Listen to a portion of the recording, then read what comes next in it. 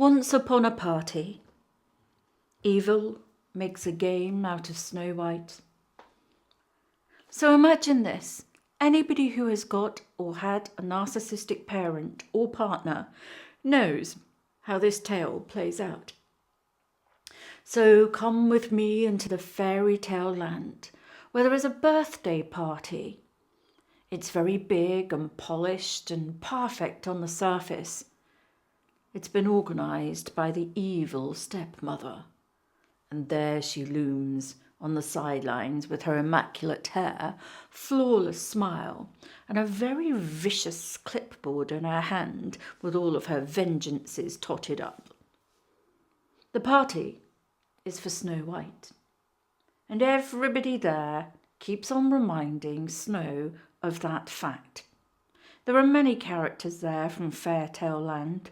Cinderella is there. She's exhausted, but she's trying to be nice and be good.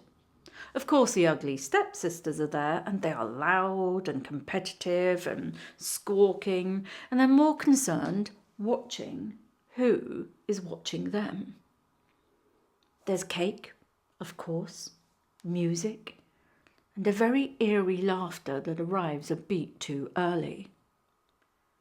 Then the evil stepmother strides forward into the centre and announces a game. I say, we shall play with our dear darling Snow on her birthday, she muses. Let's play musical chairs. She says this, savouring the trap whilst looking at and searingly in Duper's glee at Snow. Everybody claps, especially the ugly stepsisters, because they know exactly what's going to happen next. Now play fair, they say. They chime, daring Snow to be so foolish not to play fair. I say, play fair. Snow White hesitates, but she really doesn't want to spoil the mood. The music starts. At first, it's fine. And maybe it's going to be okay this time. Maybe everything will be okay and memorable, and everybody walks around in circles. There's chatter and giggles and smiles and polite encouragement when they bump into each other. Then, quietly, timed, of course, by the evil stepmother, she orders one of the dwarves to remove a chair. Nobody says anything. And then the music stops. All of the others sit down, all quite excited. Snow looks around. There is no chair for her. She pauses. And that's when it starts. Oh, Snow White, do try harder, dear. Don't be so sensitive. Look, you're upsetting the game just standing there doing nothing. Hurry up, get a chair. Everybody's waiting. There is a chair. You are just not looking properly, are you? The stepmother smiles, thin, controlled, light. Snow, this is meant to be fun. Snow feels it in her body first. That cold, sinking confusion. Everything seems very surreal and the fog starts to move in.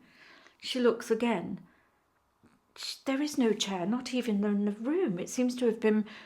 She looks, but no. But everybody is sitting. They're all comfortable and they're all certain. She looks to Cinderella, who avoids her eyes. The stepsisters roll their eyes, but giggle to each other. Oh, stop complaining. Why do you always do this? Why don't you just sit down? Come on, sit down, Snow. Snow tries. She crouches, she hovers, and she tries to perch on air.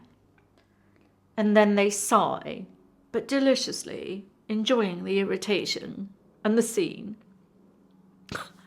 You're really holding everything up now. Look at you trying to get so much attention. What's she like? You're ruining your own party. The evil stepmother looks at her. Honestly, Snow, why do you do this? The stepmother comes closer and says to her softly, if you can't play nicely, perhaps you should step out. And here's the trick in all of this. Snow White isn't losing because she's slow. We all know this. She isn't failing because she's difficult. That's obvious. And she isn't being excluded because she didn't try hard enough. No, it's really simple. Look around the room in this fantasy fairy tale. She's losing because a chair was taken away at the optimum time when she was furthest away from being able to get one. And the rule? She was never told what the rules were. And if she does name the truth, if she tries to spell out reality, well, she's the problem. So this time, she doesn't try to explain. She doesn't try to get everybody to see. She doesn't scramble and she doesn't apologise. And she doesn't... No, she gives up on trying to sit on nothing. She stands. The music stops. The room goes silent. And for the first time, Snow White understands. Go along with it. Be civil. Play the game. She was told to leave. And you know, some games are designed that you're never going to win against these types of people. It's not because you're unlovable. That is so far from the truth. Do you know what it is? It's because your confusion, that keeps the little party and the carousel and the circus going. So she takes the order and she leaves the circle. Not in a huff, not in shame, not in confusion, but in dignity. She steps outside into the daylight, and out there, where the birds are flying, there's no games. There's no missing chairs. She leans up against the wall because she doesn't need one. There's nobody out there telling her to sit on thin air or conjure up reality out of nothing.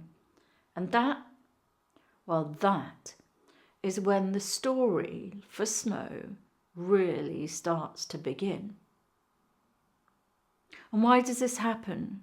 You know and I know that the game is rigged. Because somebody who can lie and cheat, someone who cares more about beauty and vanity and greed, they're going to twist and turn and do anything and everything to set the scene.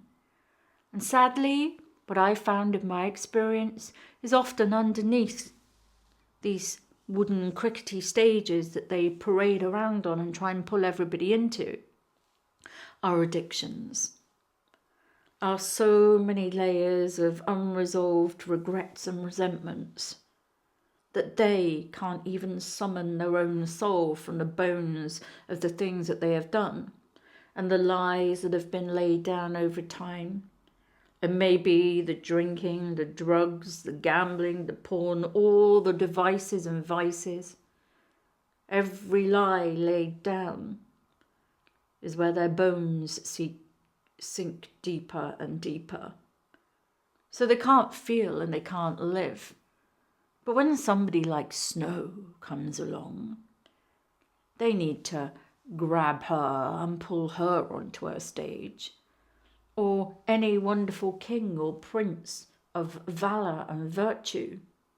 The evil stepmother would do it to him as well. If he was a boy or a girl, it doesn't matter. When you're marked, you're marked. And they mark because innocence, like Snow's, present curiosity, where things are noted and noticed and there's a good memory, being wide-eyed in reality, that's the problem. Cinderella, well, Cinderella is renowned for running, putting on a mask or turning away, doing her best, of course, but she's quite easily going to run off to a kingdom somewhere else with a prince. But Snow, she stays in nature. She is Snow Wonder, as I call her. The birds, anything and everything she sees as pure. And because the evil stepmother and the stepsisters that are extensions of her because of the fear she imposed on them to lie themselves, the eyes of innocence burn like sunlight and daylight to vampires. That's why. Fogging her, clouding her, and turning her head and spinning so that she can't see the truth and the decay. So this party, it's just one of those occasions in life. Because every beginning has many different ends.